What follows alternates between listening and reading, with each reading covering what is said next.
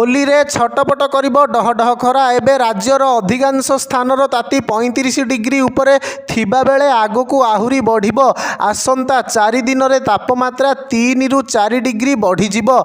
आभ्यंतरीण रे 40 डिग्री छुई पारे बोली पाणीपाग विभाग पूर्वानुमान करिछि। रविवार बलांगीर रे दिन तापमात्रा सर्वाधिक 38.5 डिग्री रहिछि।